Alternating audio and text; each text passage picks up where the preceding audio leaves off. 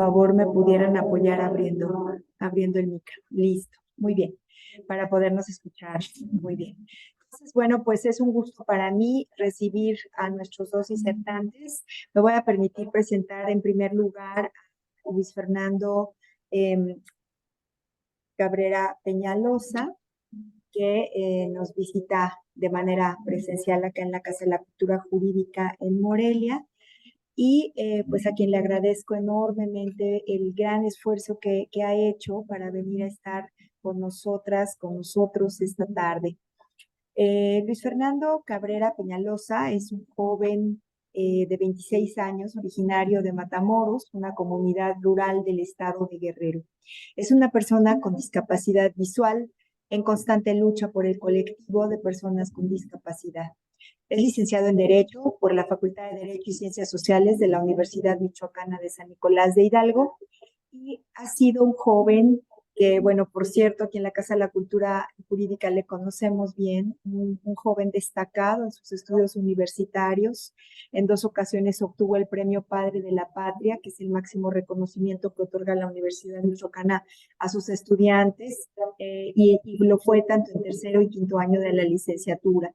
Fue reconocido por el gobierno del estado de Michoacán con el Premio Estatal al Mérito Juvenil en el año de 2014 y asimismo también fue reconocido con el galardón del premio a personas con discapacidad por su trayectoria destacada en la categoría académica en 2017. También fue subcampeón del concurso estatal de mediación y resolución de conflictos organizado en 2019 por la Facultad de Derecho y Ciencias Sociales en conjunto con la Iniciativa para el Estado de Derecho.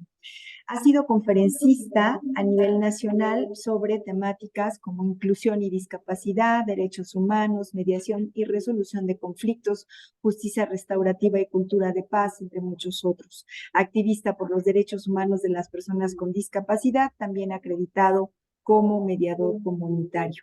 Ha participado en investigaciones con los temas libertad de expresión, discapacidad e inclusión en redes sociales, discapacidad e inclusión, una cuestión de derechos humanos. Además, es miembro de diversas asociaciones de derechos humanos y discapacidad y secretario general en el Centro de Invidentes de Michoacán, IAP, en donde también asesora jurídicamente a compañeras y compañeros que tienen alguna discapacidad. También forma parte del Comité de la Red Nacional de Ciegos, así como organizador de diversos seminarios sobre derechos humanos de las personas con discapacidad y sobre las personas mayores en Michoacán. Diplomado en Justicia Inclusiva por la Escuela Electoral del Tribunal Electoral del Poder Judicial de la Federación, también diplomado en Inclusión y Liderazgo por la Organización de Estados Americanos. Desde octubre de 2020 a la fecha fue incorporado como abogado en la Dirección General de Derechos Humanos, hoy también Unidad General de Conocimiento Científico y Derechos Humanos de la Suprema Corte de Justicia de la Nación, desempeñándose actualmente en la Dirección de Promoción de los Derechos de las Personas con Discapacidad, en donde está impulsando otros proyectos de acceso a la justicia de las personas con discapacidad. Entonces, bueno, pues vamos a darle el uso de la voz a nuestro querido Luis Fernando para que pues nos platique un poquito de todo este tema. Luego, posteriormente, cederemos el uso de la voz al juez para que también pues haga lo conducente. ¿De acuerdo? Entonces, pues gracias y vamos a darle un aplauso a nuestro querido amigo por estar aquí.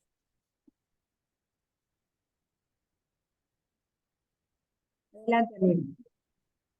Hola, ¿qué tal? ¿Me escucho por ahí? Buenas tardes a todas y todos. Pues primero que nada, yo muy agradecido por esta invitación, agradecido con la Casa de la Cultura Jurídica de Morelia, con quienes organizan este espacio, ¿no? Y principalmente agradecido con la maestra Estrella, que conozco de mucho tiempo y quien me hizo esta invitación. Muchas gracias, amigo, por la invitación para estar aquí. Eh, Antes de empezar con la disertación, quiero describirme un poco por si en el público o quienes nos siguen por la transmisión hubiera personas con discapacidad visual. Pues, soy Luis Fernando Cabreras, tengo 27 años, Hoy estoy vestido con un pantalón negro, una camisa blanca tipo guayabera y pues esos son algunas de las características que quisiera comentarles. Bien, pues el día de hoy estamos aquí para hablar de un instrumento el que yo considero que es muy importante, que justamente este documento se gesta, se diseña desde la Dirección General de Derechos Humanos de la Suprema Corte. Hoy es la Unidad General de Conocimiento Científico y Derechos Humanos. Eh, Vamos a hablar del Manual sobre Justicia y Personas con Discapacidad. La Suprema Corte cuenta con diversos instrumentos sobre los derechos de las personas con discapacidad, pero fue en este manual en donde se empezó a hablar de la perspectiva de discapacidad. Anteriormente fuimos gestando eh, pues, jurisprudencia y temas sobre las personas con discapacidad, pero para mí ya es un logro empezar a hablar de perspectiva de discapacidad. Y perspectiva de discapacidad me refiero a esa perspectiva que tenemos que construir, no a la perspectiva social que todavía existe sobre las personas con discapacidad. Es decir, son dos perspectivas. La perspectiva social, justo, pues todavía es una visión, pues un poco, pues discriminatoria, todavía es esta visión de esta filosofía de iguales pero separados, sino que priva respecto de las personas con discapacidad. Y de la perspectiva que hoy quiero hablarles es de esa perspectiva que quiero construir, que queremos construir las personas con discapacidad y para la cual necesitamos encontrar aliadas y aliados. En específico, este manual sobre justicia y personas con discapacidad otorga herramientas a, otorga herramientas para las personas juzgadoras, pero también yo siempre he pensado que hablar de justicia para las personas con discapacidad no solo debemos verlo como la cuestión meramente procesal, no solo debemos pensar en que el acceso a la justicia de las personas con discapacidad implique que las personas con discapacidad accedan a los recursos del Estado para la justicia, sino el acceso a la justicia tiene que ver con el ejercicio de derechos básicos, el ejercicio de mi derecho a la educación, de mi derecho a la recreación, de mi derecho a la identidad, de mi derecho a la alimentación, a un empleo digno. Entonces, si verdaderamente se les garantizan estos derechos a las personas con discapacidad, estaremos hablando de acceso a la justicia en un sentido amplio y no en un sentido como recurso. Como ustedes saben y generalmente quienes me escuchan saben que esto lo repito hasta el cansancio, pero a las personas con discapacidad pues se les siguen negando sus derechos básicos, como estos derechos a los que me he referido. Y siempre pongo ejemplos a manera personal, exponiendo tal vez mis propias vulnerabilidades, pero que considero importantes. Entonces, y que estos ejemplos los voy conectando con lo que quiero que transformemos. Las personas con discapacidad hemos sido vistas desde la objetivización, o sea, seguimos siendo considerados como objetos de protección y no sujetos de derechos. Esa es la tarea que tenemos, el alcanzar que seamos vistos como sujetos de derechos. Y les decía estos ejemplos cotidianos, ¿no? Que a las personas con discapacidad nos pasan a diario y en todos lados, ¿no? Tan simple como que ahorita venía en Uber, la persona era muy amable, pero decía, a mí me gusta ayudar a las personitas como ustedes.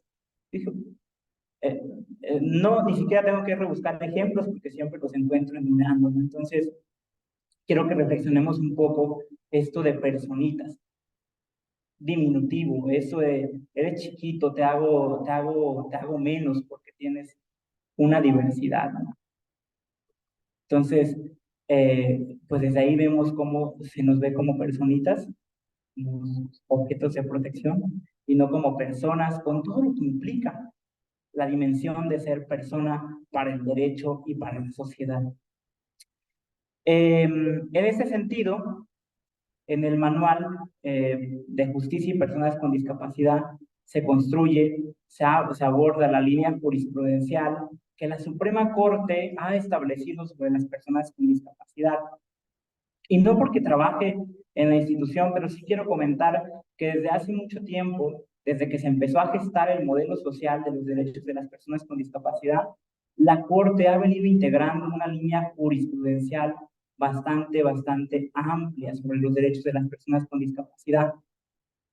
Pero pues es un tema que tenemos que bajar hacia los tribunales locales, que tenemos que bajar hacia las instituciones, esa línea jurisprudencial, esos postulados de la Convención sobre los Derechos de las Personas con Discapacidad, pues tenemos que bajar para que pues verdaderamente esos derechos lleguen a las personas con discapacidad y no sean solo pues un tema de que tengan que hacer un recorrido por el camino de la justicia para que les puedan garantizar un derecho básico.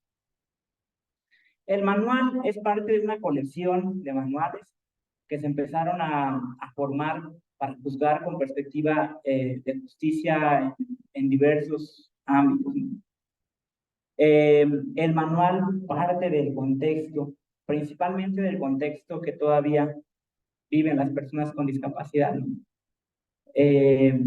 ¿Por qué? Porque pues la visión social es que todavía siguen siendo estereotipadas, siguen siendo minimizadas, excluidas de diversos ámbitos. Entonces, el tema es que más del 15% de la población mundial tiene o vive con discapacidad.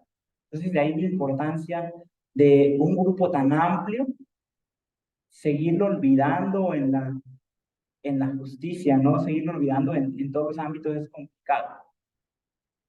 Entonces, este manual busca otorgar a las personas, principalmente a las personas juzgadoras, herramientas para la impartición de justicia, pero también el manual sirve para las instituciones, porque manuales integran la visión crítica de estudiosos y estudiosos de los derechos de las personas con discapacidad desde una manera simple, que también le pueda servir a todos para ver cómo integran esa perspectiva de discapacidad en pues en sus acciones cotidianas. El manual se apega al modelo de derechos humanos de las personas con discapacidad. Y no voy a hablar ahora de los modelos de atención a las personas con discapacidad, porque no da el tiempo, pero sí comentarles que el modelo de derechos humanos de las personas con discapacidad busca ver las problemáticas que viven las personas con discapacidad como una cuestión de derechos humanos, una cuestión de la sociedad. Es decir, este modelo por fin comprendió que las barreras que viven las personas con discapacidad es por una construcción social que no ha sido pensada para las diversidades en ninguno de sus ámbitos. Generalmente las instituciones, el derecho, la sociedad, la infraestructura ha sido construida hay que decirlo como es, ¿no? Por hombres blancos, heterosexuales, sin discapacidad. Lógicamente, en este diseño social, jurídico, infraestructural, fueron olvidadas todas las diversidades, no solo las personas con discapacidad, pero tal vez sí somos uno de los grupos más afectados por esta construcción social tan falta de perspectiva. Entonces, pues a eso debemos que las personas con discapacidad sigan enfrentando todo tipo de barreras, ¿no? Infraestructurales, transporte. Entonces, eso busca el manual, empezar primero a contextualizar las realidades que siguen viviendo las personas con discapacidad, de ahí partir, ¿no? Porque no podemos hablar de una perspectiva de discapacidad, sino primero como personas, no solo juzgadoras, sino como sociedad, comprendemos de qué va el contexto que siguen viviendo las personas. Entonces, el manual, perdón, se conforma por 8 capítulos. El primer capítulo justo, pues aborda los modelos de la discapacidad, aborda precisamente la visión social de las personas con discapacidad. Y el segundo capítulo aborda la igualdad y no discriminación. Aquí se realiza un estudio de las dimensiones de la igualdad. En el tercer capítulo se estudia la capacidad jurídica, las barreras para la toma de decisiones, otro tema muy importante. Y en el cuarto capítulo se habla del acceso a la justicia de las personas con discapacidad, todo lo que falta en los procesos judiciales, ¿no? En el quinto capítulo se habla de algunas recomendaciones específicas para las personas con discapacidad cuando tienen algún caso. Y en el sexto capítulo se habla de la niñez con discapacidad. Se han puesto a pensar en las problemáticas que vive la niñez con discapacidad. Ya de por sí, el ser niños nos implica un proteccionismo, un adultocentrismo. Ahora, ser un niño con discapacidad muchas veces implica que para la sociedad nunca dejas de ser niño. Y en el séptimo capítulo de este manual se aborda el derecho penal, principalmente la figura de la inimputabilidad, que va en contra. Y el octavo capítulo aborda el octavo capítulo, la seguridad social de las personas con discapacidad. Entonces yo quisiera, pues justo como adentrarme en cada uno de los capítulos, ¿no? Pero pues el tiempo no da, entonces quiero retomar algunos capítulos importantes o algunos más bien apartados importantes del manual. Principalmente se busca abordar el enfoque de derechos humanos en la impartición de justicia, porque el sistema de justicia tiene un papel muy importante para que las personas con discapacidad vivan sus derechos. Entonces, el objetivo de este manual y el objetivo también que les quiero compartir es empezar a analizar lo que hacemos, no solo en la impartición de justicia, pero ponerle un poquito la visión de discapacidad, ponerle esta visión de, pues, si no estamos excluyendo en lo que hacemos. Entonces, la preocupación que aborda el manual y que se aborda desde los derechos de las personas con discapacidad es que desde hace 15 años contamos con la Convención sobre los Derechos de las Personas con Discapacidad, pero no hemos logrado materializar en la vida de las personas con discapacidad estos preceptos. Les decía yo, derechos tan básicos como a la educación, derecho a la recreación, derecho a una vida independiente, que a veces quiero invitarles a reflexionar. Para las demás personas, el ejercer una vida independiente es algo pues, mucho más básico, ¿no?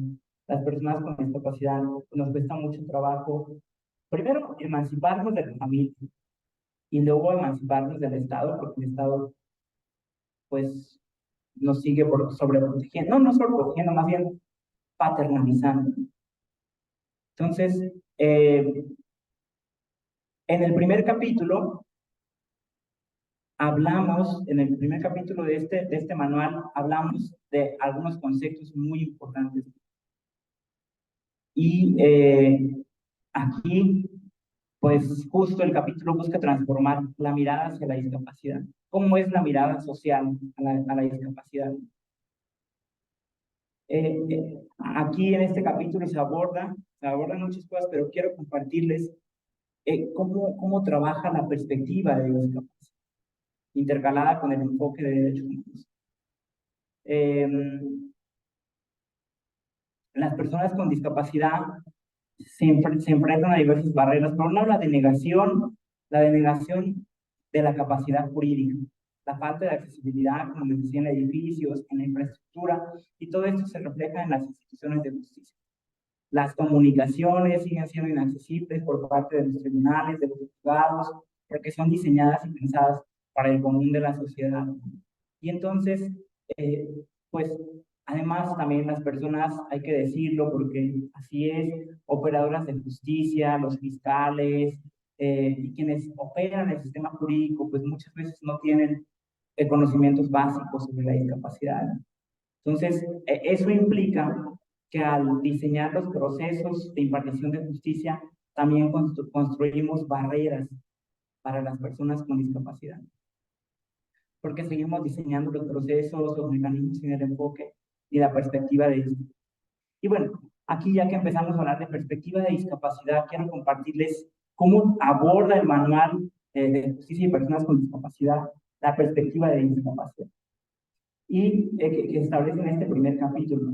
Dice que es una herramienta de carácter procesal y contextual que establece que la situación de desigualdad estructural a la que se enfrentan las personas con discapacidad son la consecuencia de las barreras físicas, comunicacionales y hasta legales que siguen obstaculizando el pleno ejercicio de los derechos de las personas con discapacidad. Entonces, esta perspectiva de discapacidad abarca que primero, o sea, lo primero que tenemos que ser conscientes para construir la perspectiva de discapacidad es ser conscientes de estas barreras, ser conscientes un poco de la vida de las barreras que enfrentan las personas con discapacidad y no de verlo desde un poco de lástima o de, pues es que sí, no, sino de ver cómo todos y todas somos corresponsables de estas barreras.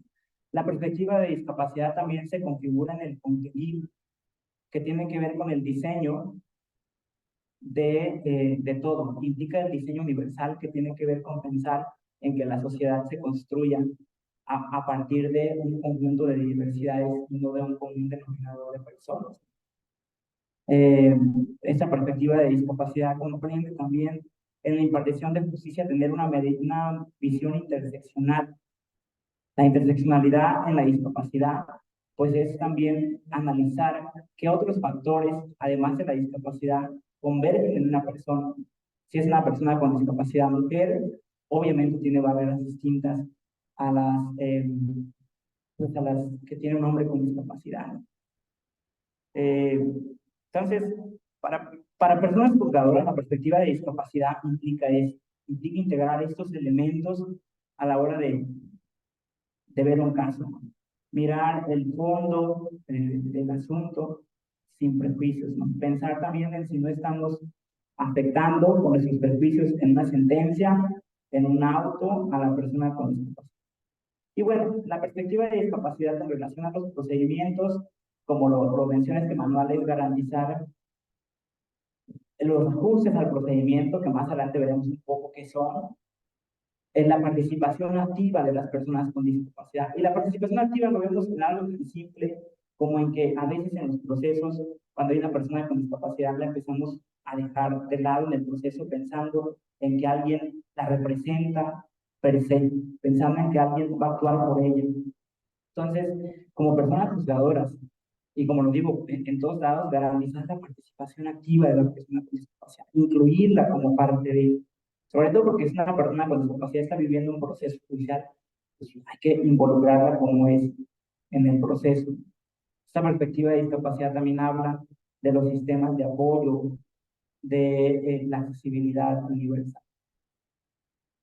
En este sentido, es importante pensar desde ahora que esa perspectiva de discapacidad debe formar parte de la justicia, debe formar parte de las instituciones, pero como les decía en un principio, es un concepto y un tema que se está gestando.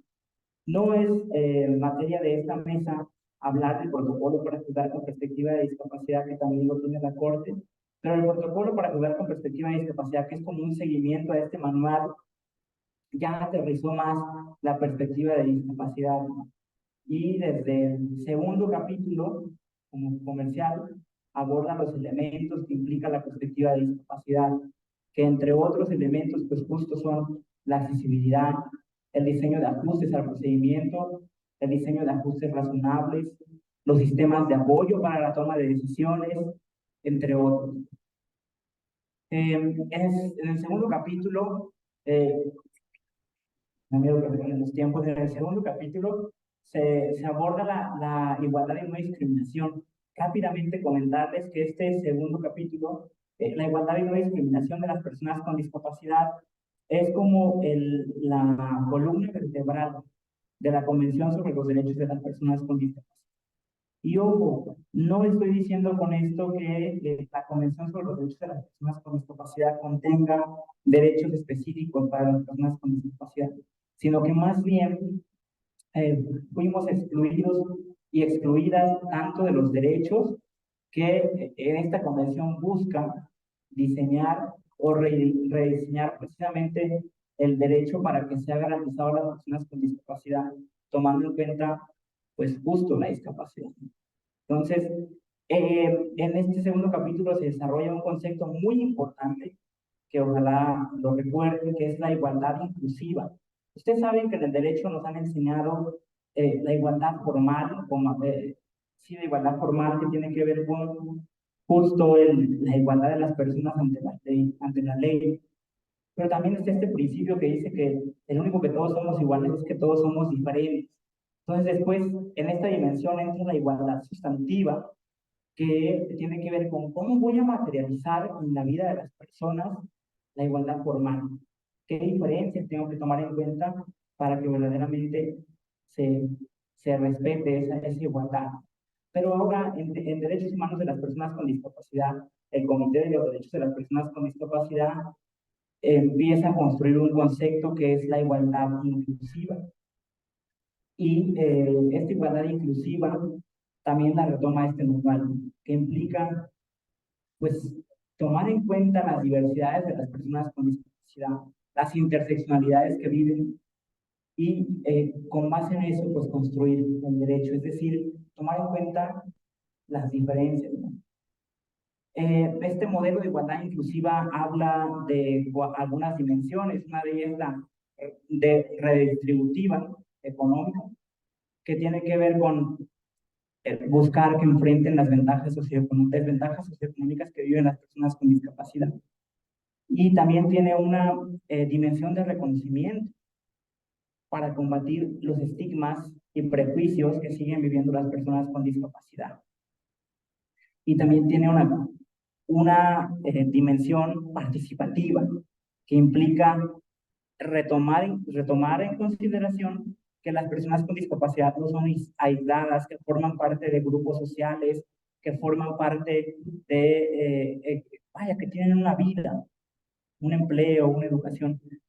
Y finalmente, este modelo de igualdad inclusiva plantea una dimensión de ajustes para dar cabida a las diferencias como parte de la dignidad humana. Esta es la dimensión más importante, ¿no?, que yo considero este modelo de igualdad inclusiva, esta dimensión de ajustes. Tomar en cuenta de que pues, no somos iguales, que la sociedad se construye por la diversidad.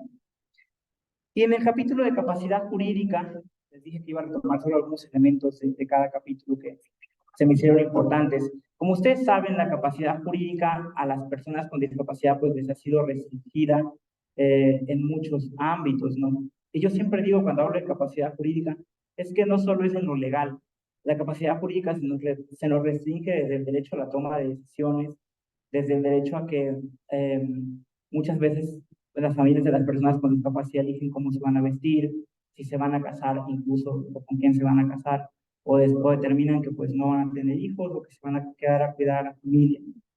La toma de decisiones se restringe a nivel social cuando la sociedad per se piensa que pues ya hacemos algo por default, ¿no? Es como estas cajitas en las que encuadramos a las personas y decimos, ah, pues es que las personas con discapacidad, la que me dicen a mí, los ciegos, todos tocan un instrumento, ¿no?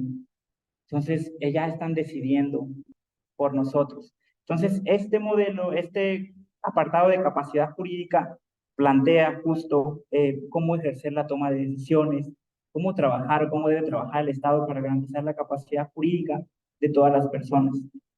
Y aquí, pues justo hacer otro comercial. Ustedes seguramente ya saben que se acaba de publicar el nuevo Código Nacional de Procedimientos Civiles y Familiares, que esto fue un logro muy importante para las personas con discapacidad, porque por primera vez en un instrumento jurídico, sobre todo mexicano, porque esto ya es algo que viene desde la Convención, se garantiza o se reconoce más bien el derecho a la capacidad jurídica para todas las personas.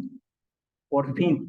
Entonces, antes, no sé si saben que existe la interdicción, que ha existido, y que la interdicción es esta figura de decir, tu persona con discapacidad no puedes decidir, entonces te pongo a un tutor. Alguien de tu familia va a decidir por ti. Y eso ha limitado la vida jurídica, material, el hecho de que las personas con discapacidad decidan sobre su patrimonio. Entonces, este instrumento que se acaba de publicar justo, pues reconoce que ya no, o sea, que ya no va a haber esa figura de interdicción. Se elimina la figura de interdicción. Pero ahora aquí hay que recordar que el Código Nacional pues es procesal. El trabajo que tenemos en los estados es pues justo empezar a formar la legislación civil, eliminar esa figura de intervención que sigue afectando a las personas con discapacidad. Y esto lo traigo a colación justo porque pues, el capítulo de capacidad jurídica de eso habla, ¿no? Que ya no tiene que existir esa, esa limitación. Entonces, pues por último, porque siento que me empieza a comer el tiempo, el capítulo que habla sobre el acceso a la justicia de las personas con discapacidad aborda la complejidad de los procesos judiciales.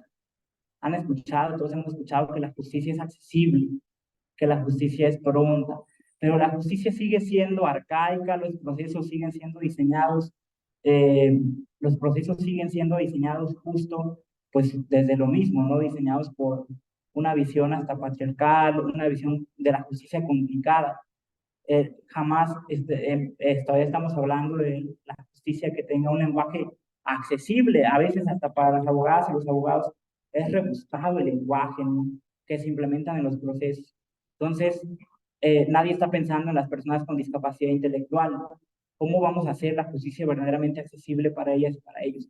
Entonces, las recomendaciones que da el manual es empezar a eliminar la justicia, sobre todo en los casos que se refieren a personas con discapacidad, eliminar la justicia complicada y hacer una justicia accesible, una justicia más adaptada y diseñada para la diversidad de las personas.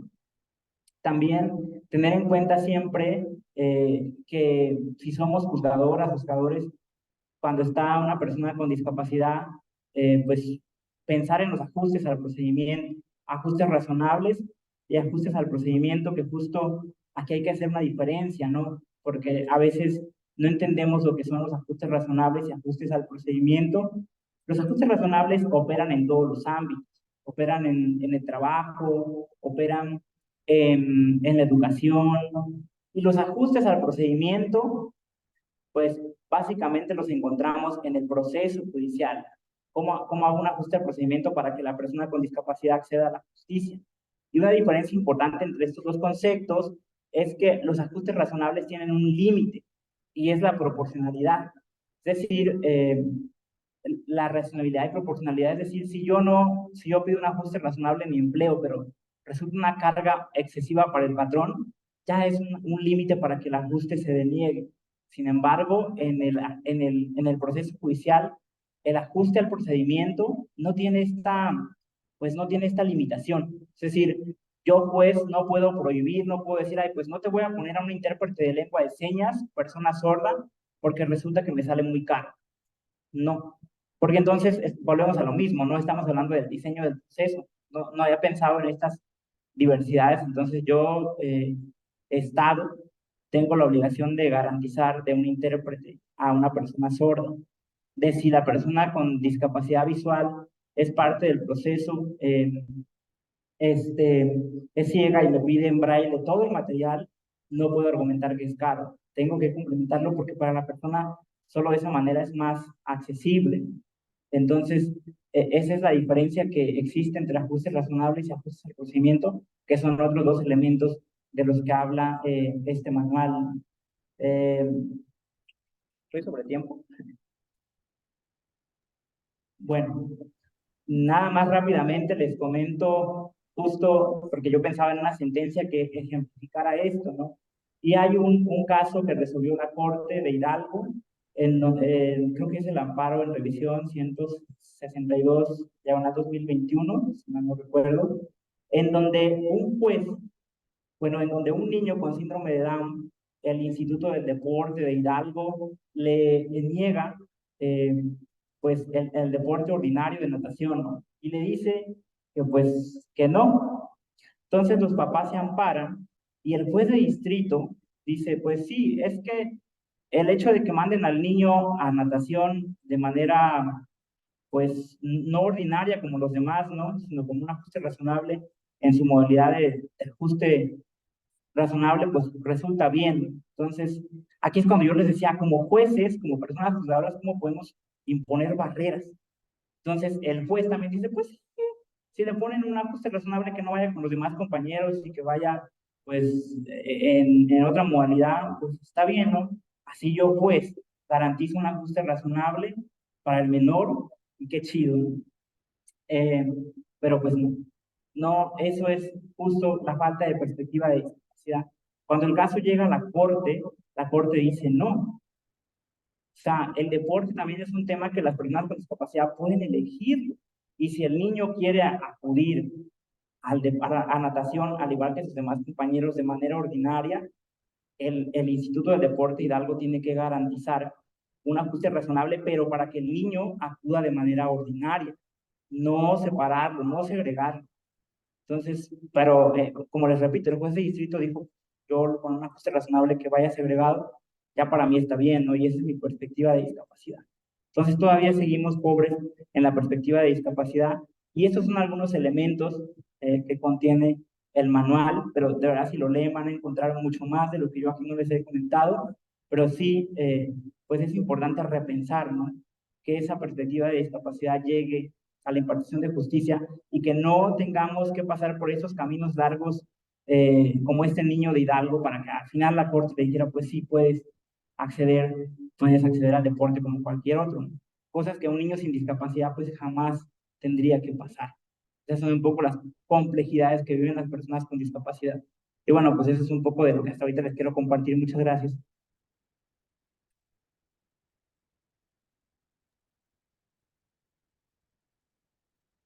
Muchísimas gracias al licenciado Fernando Cabrera Peñalosa por esta excelente participación y pues sin duda que nos deja una serie de planteamientos muy importantes y reflexiones que son pues fundamentales para poder continuar con este trabajo que nos toca, sobre todo a quienes somos servidores y servidoras públicas, para comprender el problema de la discapacidad, no como problema, sino precisamente el problema de esas barreras que muchas veces imponemos a las demás personas. Entonces, pues gracias, querido amigo. Vamos a dar ahora el uso de la voz al juez, ya está por acá. Agradecemos también, por cierto, a nuestras queridas amigas intérpretes de lengua de señas el hecho de que estén aquí también apoyándonos y me voy a permitir leer los datos curriculares del juez Genaro Álvarez Pérez. Él es juez del Estado de Michoacán, actualmente adscrito en Pátzcuaro, que conoce de la materia civil y mercantil y familiar en el sistema oral, además con una perspectiva de seguir avanzando y contribuyendo al servicio del Poder Judicial, jurisdiccional y administrativamente. En cuanto a su experiencia laboral, él cuenta con 23 años de experiencia dentro del Poder Judicial del Estado, donde se ha desempeñado en diversos cargos como escribiente, secretario proyectista, juez de primera instancia en varios distritos del Estado, así como Marabatío, Coahuayana, Los Reyes, Arteaga, Zaguayo, Morelia, Río de Rosales, Lázaro Cárdenas y Pátzcuaro.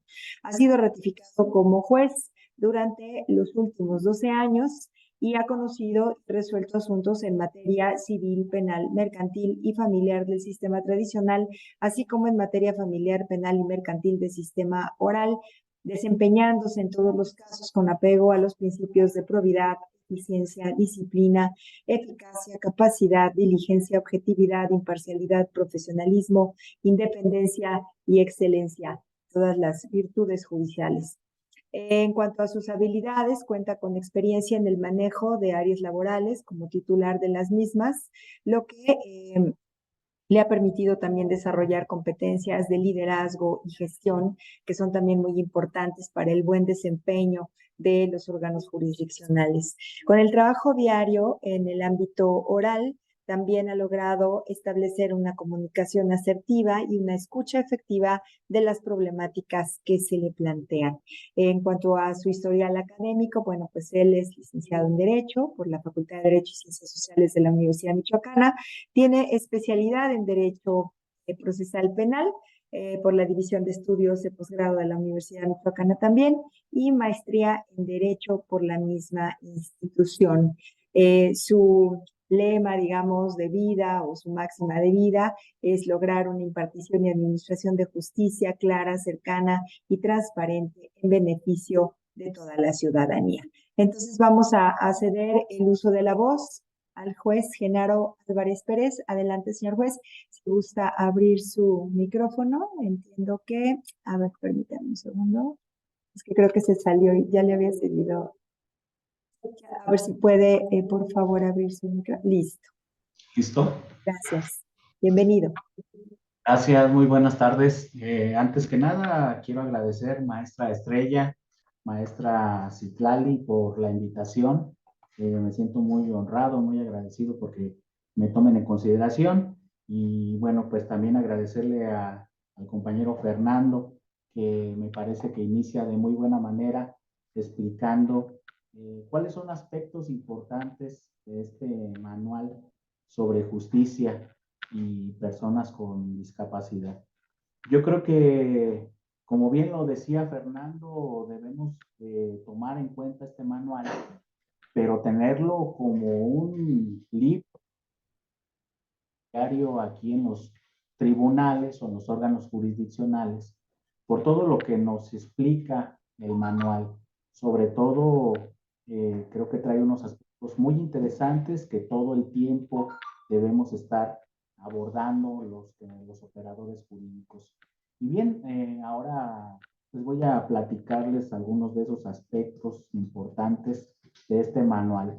Un aspecto muy importante del manual, y creo que eh, ya también se abordó un poco por Fernando, es que todos los que estamos como operadores jurídicos constantemente, todo el tiempo, debemos de buscar una adecuada capacitación en esta administración de justicia, pero sobre todo a fin de asegurar en concreto con este tema que nos ocupa, a fin de asegurar que las personas con discapacidad tengan un efectivo acceso a la justicia, además de que, bueno, esto es una obligación que tenemos todos los que operamos de acuerdo precisamente a la Convención de los Derechos de las Personas con Discapacidad, precisamente en su artículo 13. Este aspecto de la capacitación no debemos solamente quedarnos con el manual, solamente quedarnos con esta línea jurisprudencial que tenemos ahora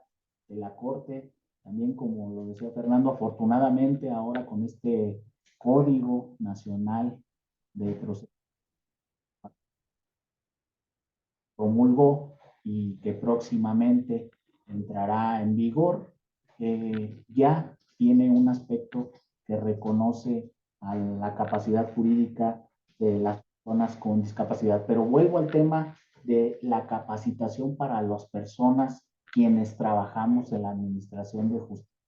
¿Por qué insisto en este punto? Porque creo que nos hace falta todo el tiempo estar capacitándonos y sobre todo tener la empatía con este tema. Algo que no logramos tener todos los que trabajamos y, en el sistema federal como en el ámbito de los estados locales, esta empatía en este tema de la discapacidad. Por eso insisto en este tema de que todo el tiempo estemos buscando la capacitación. Afortunadamente ahora tenemos a nuestro alcance toda una serie de cuestiones legales, textos que hablan sobre el tema, también alguna serie de videos donde podremos ver algunas charlas, algunas disertaciones, y creo que este tema no lo debemos dejar de lado, pero sobre todo creo que es parte de nuestra obligación como operadores jurídicos que esta cuestión no solamente se quede en los tribunales. Decía Fernando, un punto muy importante, que lograr que esta línea jurisprudencial, que este manual que ha emitido la Corte, decía él, que logre llegar, a los tribunales locales. O no solamente eso, no solo que quede ahí, que nosotros como operadores jurídicos podamos tener empatía y también lo comuniquemos en nuestras resoluciones, en nuestros autos, a todos los operadores, incluso también que vaya llegando poco a poco a la sociedad. ¿Por qué tiene que llegar a la sociedad? Porque es un tema que no puede quedarse solamente en los tribunales. Es un tema que, si bien ya la Suprema Corte, como lo hemos estado viendo y escuchando, preocupado a lograr una armonización precisamente con la Convención de los Derechos de las Personas con capacidad y precisamente ha emitido este manual que nos ayuda a tener una guía práctica para los y también para las personas con discapacidad sobre cómo garantizar este acceso a la justicia y a la protección de los derechos humanos precisamente de estos vulnerables, es decir, que se logre una tutela judicial efectiva. Bueno, pues debemos de buscar que esto permee en todos los aspectos, no solamente de los tribunales, sino de toda la sociedad. Creo firmemente que nosotros como operadores jurídicos somos el conducto para que esta nueva forma de pensar, estas ideas, lleguen a la sociedad. Y es nuestra obligación fomentarlas y estar, primero entenderlas y tener la empatía suficiente de poder decir, bueno, ¿por qué se da este cambio? ¿Por qué ahora el manual de justicia? ¿Por qué ahora la Corte ha cambiado el modelo social y de derechos humanos por una cuestión de que no solamente haya, en vez de que haya un representante de una persona con discapacidad, ahora sea una persona que pueda recibir apoyos? Eso es solamente un aspecto. Entonces, creo que debemos tema constantemente y todo el tiempo para la capacitación. Incluso estoy cierto que pudiera llegar al aspecto de las escuelas de derecho, de los estudiantes, del público en general, de todas las personas, de entender ya las personas con discapacidad son personas que tienen plenos de entrada. Seguramente los que estamos aquí en esta reunión no me van a dejar mentir. Pues en las escuelas de derecho lo que nos han enseñado quiénes son las personas, cuáles tienen capacidad jurídica, cuáles no, y indudablemente con discapacidad eran personas que no tenían capacidad jurídica. Eso debe de cambiar la idea que se tiene. Todavía al día de hoy tenemos esa falsa creencia, aunque la Suprema Corte de Justicia de la Nación se ha esforzado en hacer este manual, estos trabajos, esta línea jurisprudencial tan importante. Aún así, existe mucho desconocimiento y de esta perspectiva. Bien, entonces, insisto en este tema. Señor juez, si pudiera acercarse un poquito más a su micro, en ratos le Claro. perdemos. Gracias. ¿Así me escucha un poco mejor? Perfectamente. Gracias.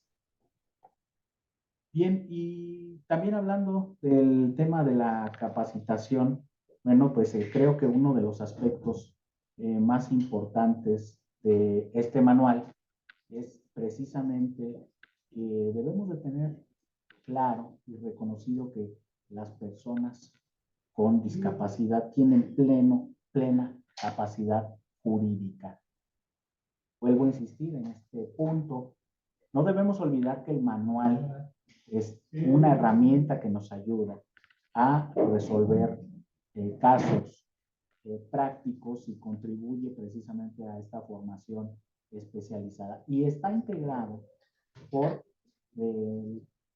haciendo una interpretación o una explicación del marco normativo nacional, pero sobre todo del internacional sobre los derechos de las personas con discapacidad. Concretamente, pues como lo decía Fernando, hablando de la Convención sobre los Derechos de las Personas con Discapacidad, que es importante decirlo, que México lo ratificó en el año 2007. Bien, este manual que adopta una perspectiva de derechos humanos reconoce a las personas con discapacidad como sujetos de derechos y no como objetos de asistencia y capacidad. Este punto me parece que es sumamente importante y que lo debemos poder expresar. Ya debemos de olvidar aquella figura, ahorita voy a hablar un poco de trámite que se hacía de estado de interdicción, donde los tribunales nombrábamos que se hiciera cargo de todas las cuestiones de esta persona con incapacidad. Y ahora esta persona tiene pleno reconocimiento jurídico de que puede celebrar todo tipo de cuestiones y sobre todo puede ejercitar su derecho para decidir las cuestiones por él mismo. Esto no quiere decir, y no lo debemos de olvidar, que puede tener un sistema de apoyos. Como también lo decía Fernando, bueno, también es un sistema donde las personas solamente reciben o deciden qué tipo de apoyo necesitan para algún tipo de cuestiones, pero en general ellos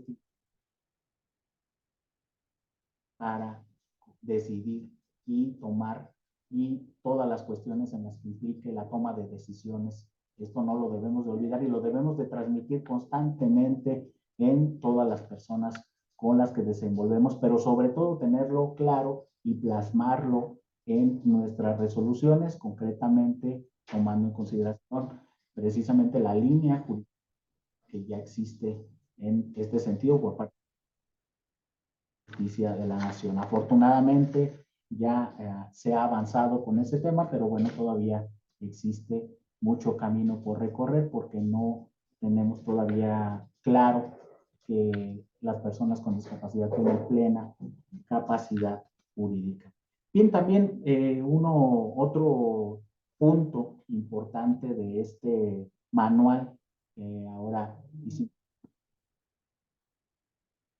los principios generales que rigen los derechos de las personas con discapacidad son precisamente la dignidad, la autonomía, la igualdad, la no discriminación, la participación, la inclusión y la accesibilidad. Todos estos derechos que acabo de mencionar se encuentran plenamente plasmados en este manual que nos entrega la Suprema Corte de Justicia de la Nación.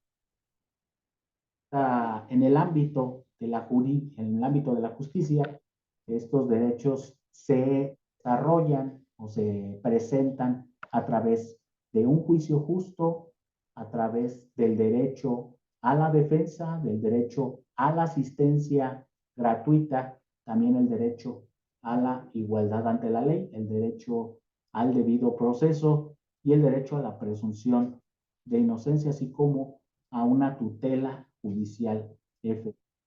También podemos encontrar este derecho a la reparación integral y el derecho a la no repetición.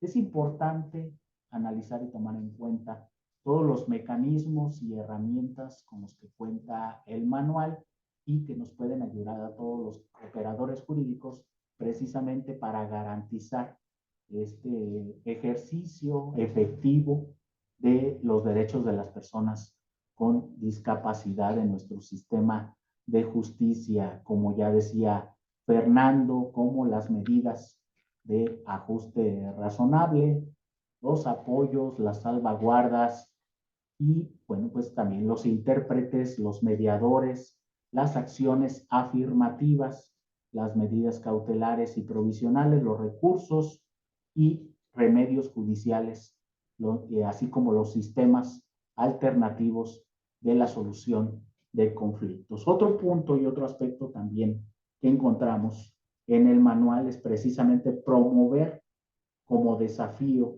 y también como una buena práctica precisamente una cultura jurídica inclusiva y sensible a las necesidades y demandas de las personas con discapacidad, precisamente con el tema que ya les mencionaba de la capacitación y sensibilización de los operadores jurídicos. También, como está sucediendo ahorita con esta charla, pues la coordinación interinstitucional e intersectorial que exista y la participación activa de organizaciones de personas con discapacidad y la difusión y monitoreo de los avances y obstáculos en materia de justicia. Estos son, en general, algunos aspectos de los que aborda el manual que estamos comentando el día de hoy. Desde de este manual, el aspecto de la capacitación y el aspecto del reconocimiento de la capacidad jurídica plena para las personas con discapacidad. Y los invito a que tengamos este manual y lo leamos. Solamente nos quedemos con el manual y también toda la línea jurisprudencial que tiene en este sentido, que de verdad es bastante clara, bastante explicativa en este sentido. Quiero finalizar esta intervención con un punto también importante del que nos habló Fernando, y que bueno, también creo que la gran mayoría, si no es que todos de los que estamos aquí platicando, estamos claros en la inconstitucionalidad y la inconvencionalidad precisamente del llamado estado de interdicción. Trámite que era muy común en los tribunales, en el que así a través de una cuestión, a revisión médica, a una persona con discapacidad se le vulneraba su derecho de... Es importante que sigamos promoviendo que esta figura ya es inconstitucional. Ya no podemos llevarla a cabo, ya no podemos atenderla a través de los tribunales. Ahora estamos en un modelo social y de derechos humanos donde las personas tienen libre capacidad de decisión en sus cuestiones, todo lo que tengan que decidir. Claro que también pueden recibir el sistema de apoyos del que hemos venido hablando cuando ellos así lo decidan. Este punto, la decisión de las personas, el sistema de apoyos. Pero esta cuestión de inconstitucionalidad debe de quedarnos muy clara, sobre todo como si ya la Suprema Corte ha enfocado la interpretación que hace de la Convención de los Derechos de las Personas con Discapacidad y ha permitido que se mida, que se establezca esa serie de donde de manera clara nos están explicando, y la jurisprudencia, como lo sabemos, es de manera obligatoria para los tribunales, de conocer esos asuntos de interdicción. Esto es muy importante y lo recalco porque a veces no nos damos la oportunidad o el tiempo de conocer las jurisprudencias. Conocemos todavía el día de hoy, puede decirse que hay un desconocimiento de operadores jurídicos. Por eso es importante que haya este tipo de análisis como el que estamos llevando a cabo para difundir este tipo.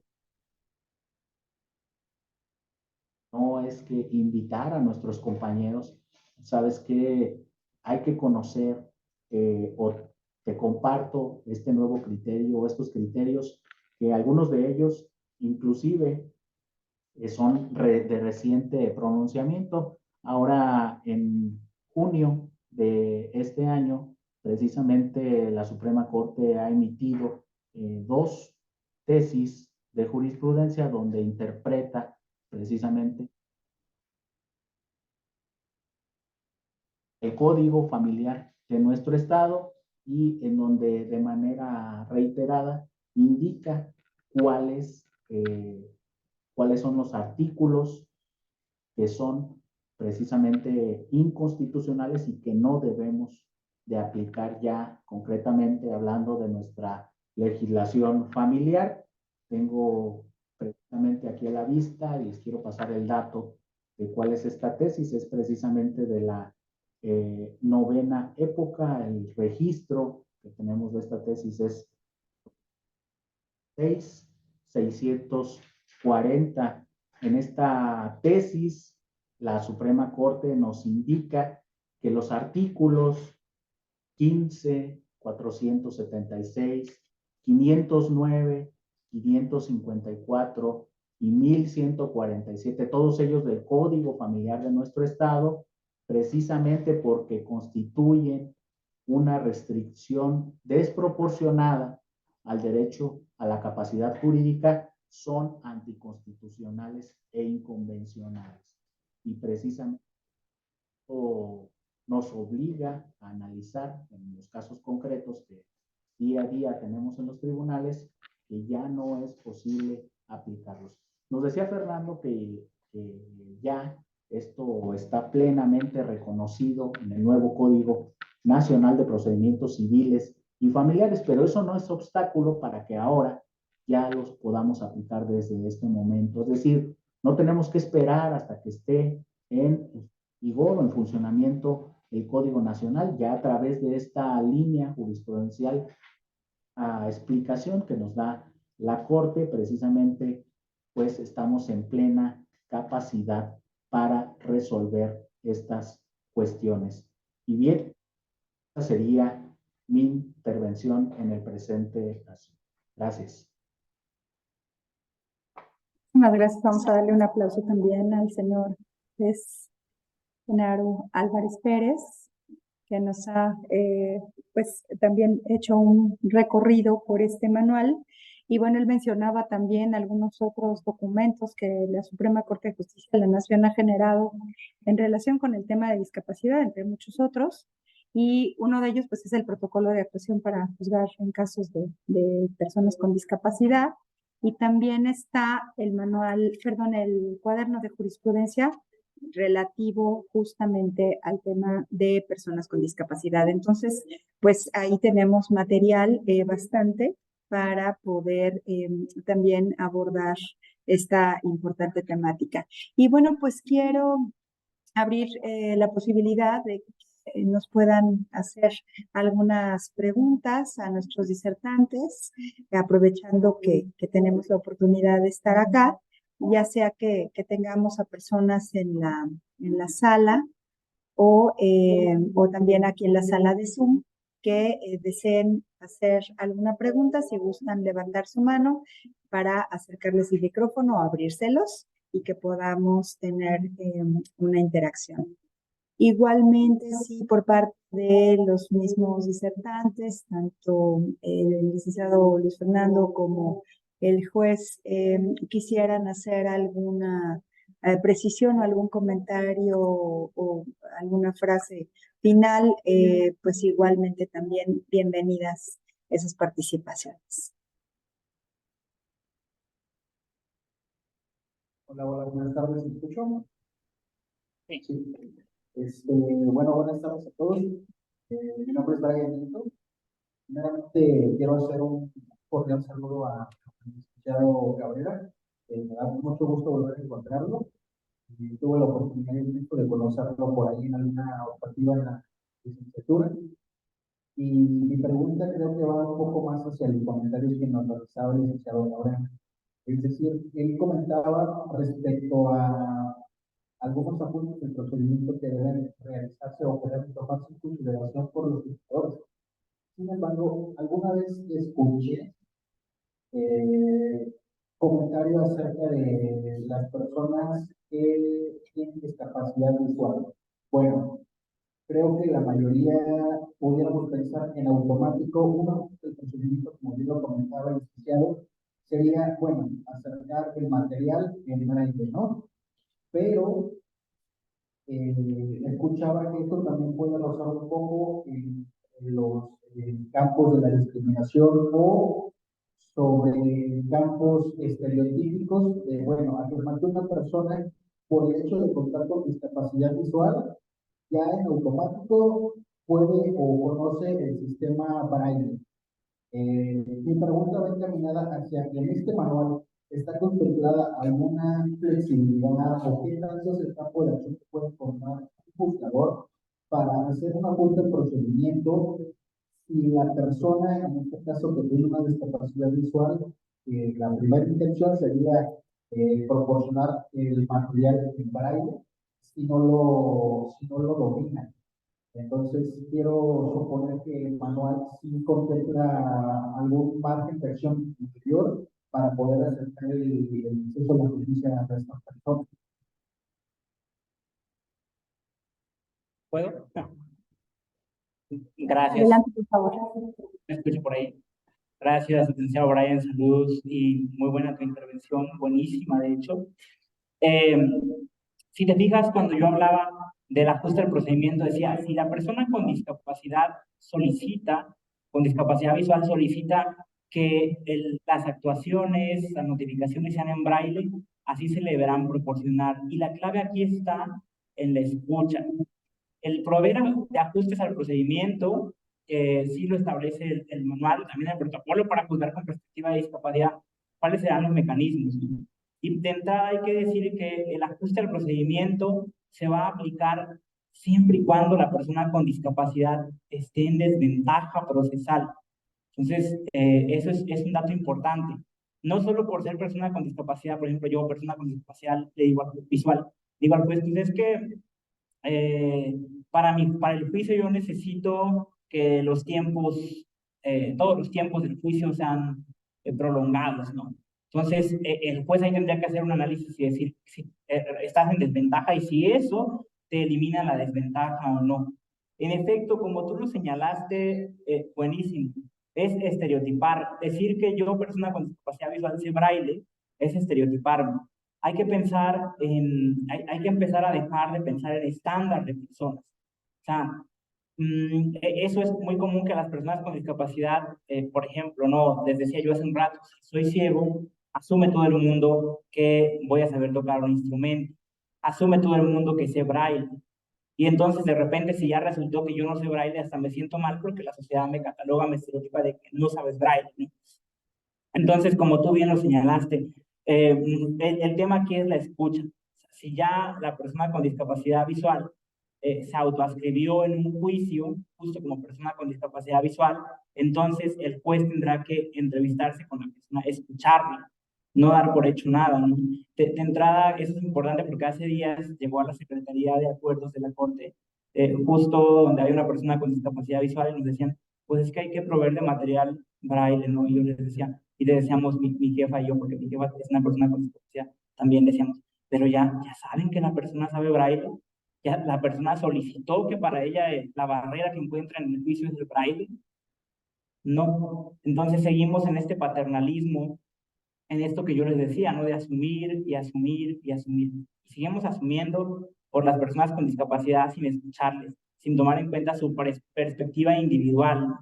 Entonces, ese es un poco el camino de los ajustes al procedimiento. Primero, que la persona con discapacidad se autoascriba como persona con discapacidad. Si requiere algún ajuste al procedimiento, tendrá que haber una autoascripción calificada, que bueno, esos ya son otros temas que no se abordan como tal tanto en el manual, no sino en el protocolo. Pero ese es el siguiente paso y luego ver en esta entrevista qué ajuste al procedimiento va a necesitar. Puede ser que yo te diga, yo soy ciego, pero yo no sé braille, yo lo que quiero es que todas las notificaciones estén en formato de Word, pero que que tengan los parámetros de accesibilidad que requiere la documentación en Word para las personas con discapacidad. Y que eso no se tome como un estándar. Lo decía, pues porque fulanito ciego me lo pidió en documento Word accesible, ya asumo que todos lo requieren así. Es esta perspectiva de diversidad que tiene que tener la justicia de la que yo les hablaba hace un ratito. No sé si contesté a tu pregunta, pero muchas gracias por el planteamiento. Sí, claro que sí. Muchas gracias, Antonio. Muchas gracias. No sé si el juez quiere hacer algún comentario o precisión.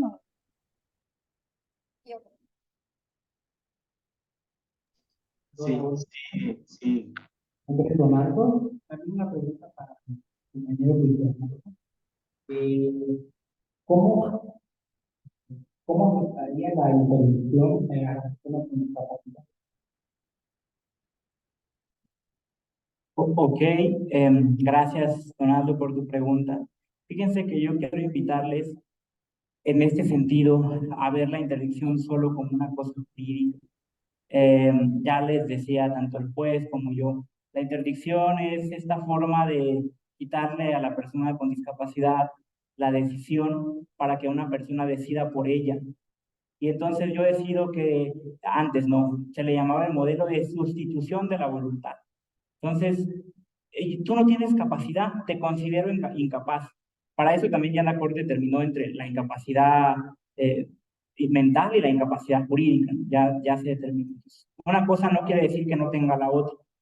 Entonces, la interdicción era esto de sustituir la voluntad. Yo decía, pues, pues, tu hermana va a decidir por ti.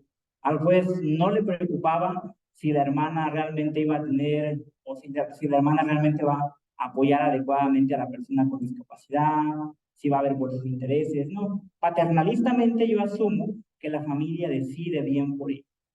Entonces, a eso me refiero cuando les digo que hay que dejar de ver la intención solo como una cosa jurídica, porque no solo es el hecho de que el Estado, a través de las personas juzgadoras, impongan esta sustitución de la voluntad o impongan esta restricción, es cómo me afecta a mí como persona con discapacidad. Y yo aquí es cuando les decía hace un rato, la interdicción la vemos no solo en lo jurídico, vemos en que las personas con discapacidad tenemos dificultades para abrir una cuenta de banco, porque te dicen, ¿por qué no vienes acompañado? ¿Por qué no viene alguien a firmar por ti? Igual cuando aperturamos en materia civil, cuando compramos una vivienda, un inmueble, ¿no? No, es que tú no puedes. No puedes firmar, alguien va a firmar por ti a tu ruego. Entonces, quiero en estos casos concretos ir especificando cómo afecta la interdicción. Y ahora yo les decía, no es una cosa o sea, que ya la Corte hace mucho tiempo la declaró inconstitucional porque restringe la autonomía de las personas con discapacidad, pero todavía jurídicamente en el Código Familiar, en el Código Civil, como decía el juez, todavía lo tenemos. Entonces, no es una cosa que podamos olvidar hasta que no la eliminemos realmente, pero sobre todo a que practiquemos el permitir a las personas con discapacidad decidir mucho. Yo les pregunto a ustedes, ¿no se han equivocado ustedes acaso? ¿No se han equivocado en elegir una novia, un novio? ¿No se han equivocado en comprar algo y luego se arrepienten? Pues a las personas con discapacidad no se nos ha permitido ese margen de error, que dicen, como tiene incapacidad mental, no puede decidir por sí misma y alguien va a decidir por ella. Pues déjenlos que se equivoquen, todas y todos nos equivocamos. Entonces, hay que ver la interdicción como ese ejercicio que restringe no solo en ámbitos jurídicos, sino que restringe algo tan simple como la toma de decisiones de las personas con discapacidad. Y en ese sentido, justo yo les decía, el Código Nacional de Procedimientos Civiles y Familiares ya elimina y dice un artículo muy hermoso que dice, todas las personas tendrán pleno ejercicio a la capacidad jurídica. Y aquí entran también las personas mayores, que son otro grupo que se les ha limitado la capacidad jurídica.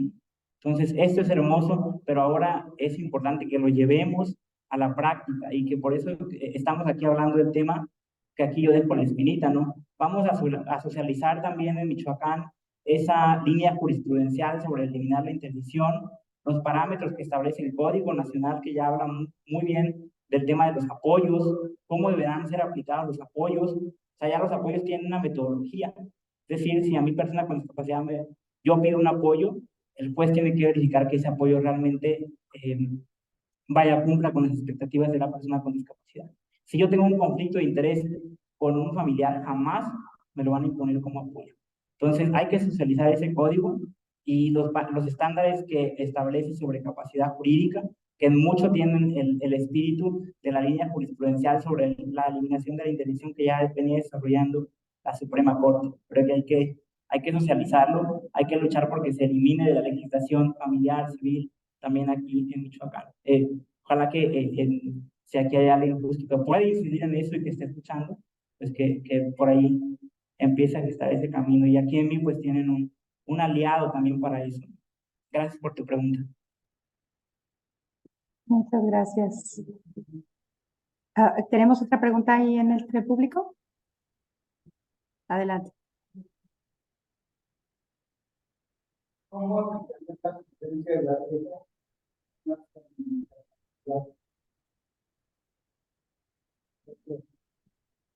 Ok. Pues más que la suplencia de la queja, aquí es importante tomar en cuenta lo que decíamos, tener esa perspectiva de discapacidad como lo establece el manual.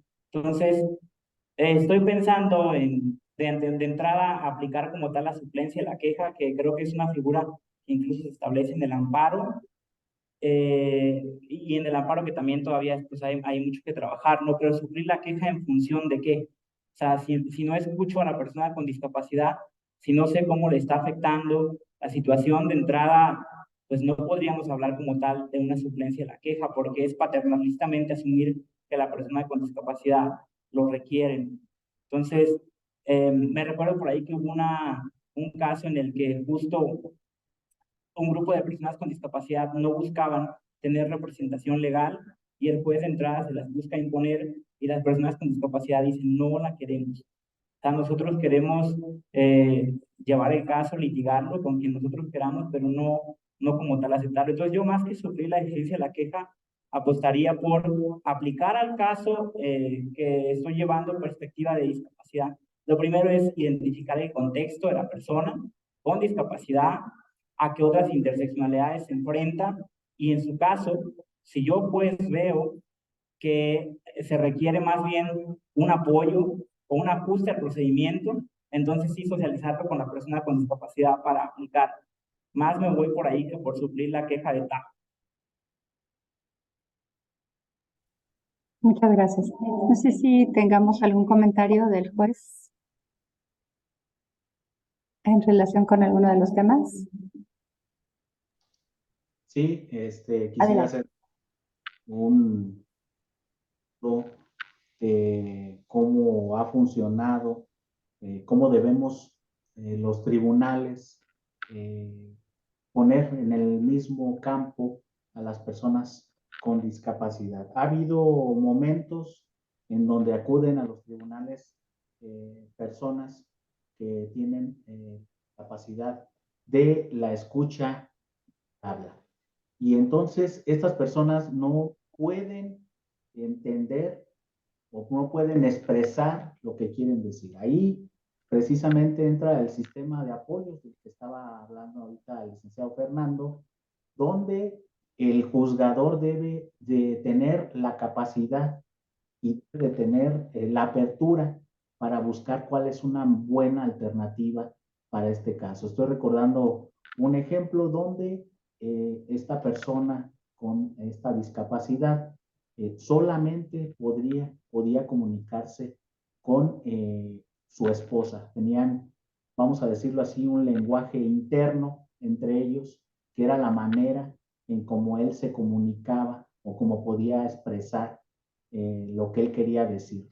Es decir, esta persona no tenía el conocimiento del lenguaje a señas, que es un método o una forma en que las personas pueden comunicarse, y se echó mano, se tomó en consideración este lenguaje interno que tenía con su esposa para poder atender y poder escuchar lo que estaba diciendo. Entonces, esto lo quise recalcar porque las personas que son operadores jurídicos, en el momento en que ya nos encontramos precisamente en los asuntos, debemos de tener la capacidad y la sensibilidad para poder resolver este tipo de cuestiones. Es decir, cómo vamos a resolver ya en la práctica este tema, que tenemos aquí. Y ese es un ejemplo que se me hizo importante, y ahí es donde los tribunales, los operadores jurídicos deben de tener la capacidad jurídica, la apertura, la mentalidad para poder resolver y poder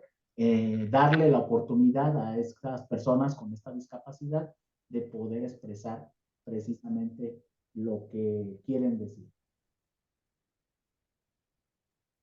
Muchas gracias. Tenemos un par de manos, no, una manita levantada por acá. Si gusta, por favor, Hilda, abrir su micro y decir su pregunta, su comentario. Adelante, por favor.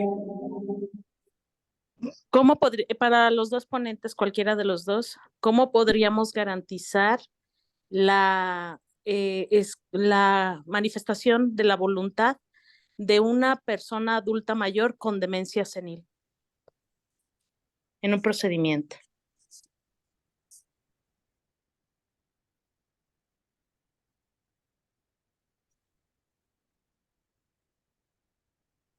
¿Puedo intervenir? Adelante.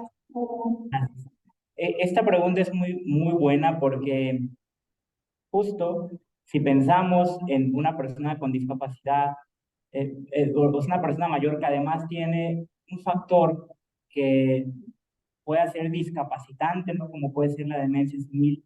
Entonces, pues estamos hablando de primero hay que hablar de una cuestión de interseccionalidad, ¿no? Hay dos cuestiones. O sea, hay dos cuestiones aquí que afectan a la persona, ¿no? Que son las barreras que puede enfrentar por ser persona mayor y por otro lado, las barreras a las que puede enfrentarse por la cuestión de discapacidad, ¿no? Y aquí es importante también pensar que ni aún así se justificaría el hecho de que alguien decida por ella. En todo caso, se buscaría diseñar una medida, un apoyo para el ejercicio de la persona con discapacidad. Y fíjense que aquí es muy importante un tema y nos podemos preguntar, bueno, ¿y cómo puedo garantizar, cómo puedo garantizar que el apoyo que se le elija realmente sea lo que la persona quiere? Entonces, aquí es importante tomar en cuenta la historia de vida de las personas con discapacidad, de las personas sí, con discapacidad, en este caso intelectual o mental, tener en cuenta su historia de vida, a quién estuvo de alguna manera más apegada, a quién estaba apegada, ¿no? Y en ese caso se determinaría un apoyo para que, no para que decida por ella, sino para que decida en función de lo que a ella, a la persona con discapacidad mental, le interesaría, ¿no? Para que decida en función de lo que ella quisiera. Ahora, como es un caso muy complicado, aquí también el juez tendría que diseñar una salvaguarda. ¿Y a qué nos referimos con esto? Que además del apoyo que se establece, la salvaguarda es como estas medidas que va a establecer el juez para verificar que en efecto pues esté concretando el apoyo en función de la persona con discapacidad. Y aquí fíjense que como a manera de comercial, el Código Nacional de Procedimientos Civiles y Familiares incluso establece un procedimiento para aquellas personas de quienes no se puede saber por ningún mecanismo su voluntad. Podemos hablar incluso de una persona en coma. Imagínense cómo vamos a saber de una persona en coma cuál era su voluntad. Y en este caso también aquí se habla de un apoyo, ¿no? Pero va a ser un apoyo que se va a establecer de manera jurisdiccional, tomando en cuenta las salvaguardas, pensando en lo que sea realmente benéfico para la persona o sea, que esté en coma. Y no podemos decir, ah, pues es que se suple su voluntad. No. Aquí lo que se hace más bien es que se toma una decisión igual con base en la historia de vida, se reconstruye su historia, se buscan elementos que pudieran indicarle al juez que la persona que está en coma hubiera decidido esta situación. Entonces, o hubiera decidido que tal persona decida en función de lo que para ella sea mejor. Entonces, esos son algunos elementos o algunos mecanismos a los que podemos recurrir en estos casos en donde se complica el obtener la voluntad de la persona con discapacidad. Adelante, señor juez. Ya está. Sí, muchas gracias. Sobre esta pregunta, yo quisiera hacer énfasis precisamente en que nos encontramos en el camino. Bueno, creo que muy atinadamente Fernando responde la pregunta, pero yo quiero complementar la respuesta. Nos encontramos en el camino, todos los que nos dedicamos, los operadores jurídicos, precisamente en entender estas nuevas figuras. Nos cuesta trabajo entenderlo porque justamente, como en el ejemplo que ponía Fernando, no pudiéramos entender al sistema de que se está decidiendo por las personas, pero es un proceso en el que tenemos todos los operadores jurídicos y por eso insistía en el tema de la capacitación. Tenemos que cambiar esa mentalidad que tenemos de que las personas con discapacidad siempre necesitan que alguien decida por ellas. Eso lo debemos de erradicar completamente de nuestra mente y tener claro cuál es ahora el nuevo sistema atendiendo precisamente al modelo social y de derechos humanos que está atendiendo ahora a la Corte, que muy claramente nos explica en el manual, y que se deben de buscar estas alternativas para que esta persona pueda recibir apoyos o pueda establecerse alguna circunstancia para que esta persona pueda decidir sus cuestiones.